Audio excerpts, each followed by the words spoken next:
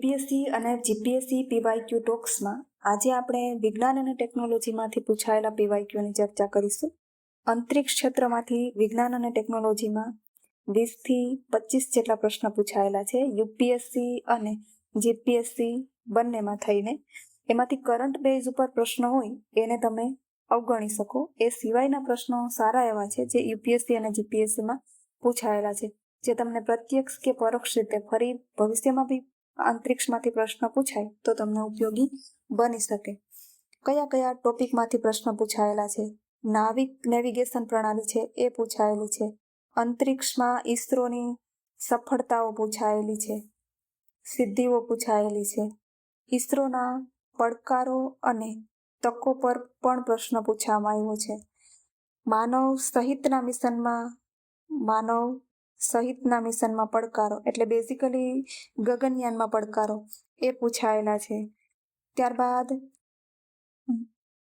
ત્યારબાદ અંતરિક્ષ ક્ષેત્રનો ઉપયોગ સામાજિક અને આર્થિક રીતના કેવી રીતે કરી શકીએ એ પ્રશ્ન પૂછાયેલો છે. સામાજિક અને આર્થિક રીતના કેવી રીતના ઉપયોગ કરી શકીએ એ પર પ્રશ્ન પૂછાયેલો છે. ચંદ્રયાન પર પ્રશ્ન પૂછાયેલો છે. ચંદ્રયાન 3 ની જે સફળતા થઈ એમાં પણ યુપીએસસીમાં રિસન્ટમાં પ્રશ્ન પૂછવામાં આવ્યો છે. તો આમ અંતરિક્ષ ક્ષેત્રમાંથી ઘણા બધા પ્રશ્ન પૂછાયેલા છે. આજનો પ્રશ્ન છે જીપીએસસી 2023-24 માંથી પૂછાયેલો પ્રશ્ન છે. ટકાઉ વિકાસના આયોજન અને અમલીકરણમાં સેટેલાઇટ ડેટાનો ઉપયોગ કરવામાં સંભવિત લાભો અને પડકારો. મુખ્ય કીવર્ડ શું છે? એક છે ટકાઉ વિકાસ અને એક છે સેટેલાઇટ ડેટા. જો તમારે બંનેને ઇન્ટરલિંક કરતા આવડી જાય, બંનેની બેસ્ટ પ્રેક્ટિસ લખતા આવડી જાય તો તમે સરળતાથી જવાબ લખી શકો. 2 પોઈન્ટ લખવાના છે, એક તો લાભો છે અને એક પડકારો છે. ગયા ઓડિયો આર્ટિકલમાં પણ મેં કીધું હતું, જ્યારે પડકારો પૂછે ત્યારે ઉપાયોના 3 થી 4 મુદ્દા તમારે તમારી રીતે લખી જ નાખવાના. પડકારો લખી અને કન્ક્લુઝન લખી જવાબ પૂર્ણ નહીં કરવા. સૌથી પહેલા આપણે કી ટર્મ સમજી લઈએ કે પ્રશ્નમાં 2 કી ટર્મ છે. એક સેટેલાઇટ ડેટાનો ઉપયોગ અને ટકાઉ વિકાસના આયોજનમાં કેવી રીતના. અંતરિક્ષ ઈસરોનું સેટેલાઇટ માળખું કેવું છે? ઈસરોએ 50 થી વધારે સેટેલાઇટ લોન્ચ કરેલા છે. એનો ઉપયોગ આપણે ટકાઉ વિકાસ અને આયોજનમાં કેવી રીતના કરી શકીએ? તો સૌથી પહેલા તો આપણે ખબર હોવી જોઈએ કે ઈસરોએ કયા કયા સેટેલાઇટ લોન્ચ કરેલા. સંચાર માટે એને ઇનસેટ અને જીસેટ લોન્ચ કરેલો છે. અર્થ ઓબ્ઝર્વેશન સેટેલાઇટમાં કાર્ટોસેટ, જેને આઈ ઇન ધ સ્કાય આકાશમાંથી પૃથ્વી પર નજર રાખતો ઉપગ્રહ કહેવામાં આવે છે. એ સિવાય રીસેટ અને રિસોર્સ સેટ આ બંને લોન્ચ કરવામાં આવ્યા છે. ત્યારબાદ સમુદ્ર માટે ઓશન સેટ લોન્ચ કરવામાં આવ્યો છે. ત્યારબાદ વરસાદ મોસમની પ્રણાલી માટે મેઘા-ટ્રોપિકલ છે. સરલ ઉપગ્રહ છે એ લોન્ચ કરવામાં આવ્યો છે. ત્યારબાદ પરિવહન નેવિગેશનની સુવિધા માટે નાવિક લોન્ચ કરવામાં આવ્યું છે. ત્યારબાદ ચંદ્રયાન છે, મંગળયાન છે, આદિત્ય L1 છે, એ પણ ઉપયોગી બની શકે. આ બધા સેટેલાઇટ ડેટા છે. હવે આ બધા સેટેલાઇટની માહિતી થઈ. આના સેટેલાઇટના ડેટાનો ઉપયોગ તમે ટકાઉ વિકાસના આયોજન અને અમલીકરણમાં કેવી રીતના કરી શકો એ ઉપર આપણે પ્રશ્ન પૂછવામાં આવ્યો છે. સૌથી પહેલા આપણે ટકાઉ વિકાસ કી ટર્મને સમજીએ. ટકાઉ વિકાસમાં પર્યાવરણ બાબત, સામાજિક રૂપે ટકાઉ વિકાસ, આર્થિક રૂપથી ટકાઉ વિકાસ, 3 કી ટર્મને સાથે તમે ઇન્ટરલિંક કરીને લખી શકો. પર્યાવરણમાં કઈ રીતે? જમીનની જાળવણી માટે, પાણીના વ્યવસ્થાપન માટે ઉપયોગ કરી શકાય, જૈવ વિવિધતાના સંરક્ષણ માટે સેટેલાઇટ ડેટાનો ઉપયોગ કરી શકાય. ત્યારબાદ આબોહવા પરિવર્તનના અધ્યયન અને અનુસંધાન માટે ઉપયોગ કરી શકાય. સ્માર્ટ શહેરના નિર્માણમાં ઉપયોગ કરી શકાય. આપદા પ્રબંધનમાં ઉપયોગ કરી શકાય. સેટેલાઇટ ડેટાનો ઉપયોગ તમે જેટલું તમારી બ્રેન સ્ટોર્મિંગ કેપેસિટી એટલા તમે કીવર્ડ લખી શકો. રિન્યુએબલ એનર્જીમાં તમે ઉપયોગ કરી શકો. ત્યારબાદ સામાજિક ક્ષેત્રે કઈ રીતે ઉપયોગ કરી શકો? શિક્ષણમાં કરી શકો, આરોગ્યમાં કરી શકો, ત્યારબાદ સંચારમાં કરી શકો, ત્યારબાદ રોજગારીમાં તમે કરી શકો, ખાદ્ય સુરક્ષામાં, ખેતી ક્ષેત્રે તમે કરી શકો. આર્થિક રીતના કઈ રીતના ઉપયોગી થઈ શકે? તો ખેતી માટે ઉપયોગી થઈ શકે, ઉદ્યોગ માટે ઉપયોગી થઈ શકે, રોજગારી માટે ઉપયોગ થઈ શકે, નવા સ્ટાર્ટઅપ હોય તેના માટે ઉપયોગી થઈ શકે. તો આ સેટેલાઇટ ડેટાનો ઉપયોગ ટકાઉ વિકાસ અને આયોજનમાં થઈ શકે. આ માત્ર કી ટર્મ છે જેને આપણે બ્રેક કર્યો. આની સાથે તમે ઉદાહરણ લખો તો તમારો આન્સર બધાથી અલગ થશે. દાખલા તરીકે શિક્ષણ માટે tele education, e learning portal, Swayam Prabha છે,